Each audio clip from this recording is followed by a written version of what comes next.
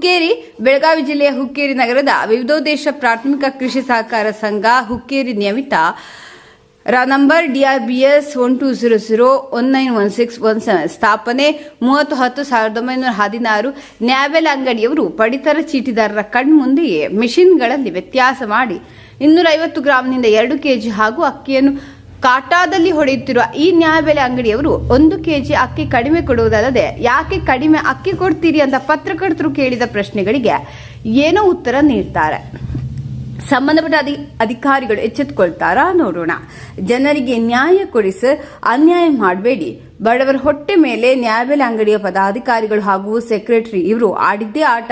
ಇದಕ್ಕೆ ಯಾರು ಹೊಣೆಗಾರರು ಎಂಬುದನ್ನು ತಿಳಿದುಕೊಳ್ಬೇಕಾಗಿದೆ. ಹಾಗೂ ಮುಂದಿನ ದಿನಗಳಲ್ಲಿ ಯಾವುದೇ ರೀತಿಯ ತೂಕಗಳಲ್ಲಿ ವ್ಯತ್ಯಾಸಗಳಾಗಬಾರದು. ಹಾಗೆ ಅಧಿಕಾರಿಗಳು ಜನಪ್ರತಿನಿಧಿಗಳು ಇಂಥವರ ಮೇಲೆ ಕ್ರಮ ಕೈಗೊಳ್ಳಬೇಕು ಎಂದು ಜನರ ಬೇಡಿಕೆಯಾಗಿದೆ. ಸರ್ ಯಾವ್ದು ತಾಲೂಕ್ರೆ ಜಿಲ್ಲಾ ನಿಮ್ಮ ತಮ್ಮ ಹೆಸರೇನು ಸರ್? ನಿಮ್ಮ ತಮ್ಮ ಹೆಸರೇನು? ರಾಯಪ್ಪ ಚಿಕ್ಕೋಡಿ. 1.5 ಕೆಜಿ ಕಡಿಮೆ ಅದ ಸರ್. ಇದು ಚೀಲದ ನೋಡ್ರಿ 1.5 ಕೆಜಿ ಕಮ್ಮಿ ಅದ ನೋಡ್ಬೋದು ನೀವು. 1.5 ಕೆಜಿ ಕಮ್ಮಿ ಅದ ಸರ್. ಸರ 1.5 ಕೆಜಿ ಕಡಿಮೆ ಅದ. ಹಾಂ ಓಕೆ.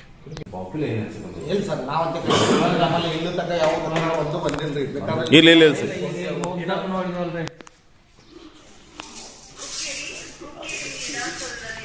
ಮ್ಯಾಗ 500 ಗ್ರಾಮ್ ಅವ ಸರ್.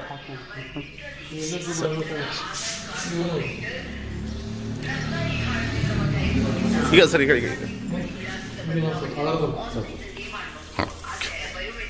ಸ್ವಲ್ಪ ಹೆಚ್ಚಾಗಿದೆ ಸರ್. ತೆಗಿರ್ಲ ಹೆಚ್ಚಾಕೋರಿ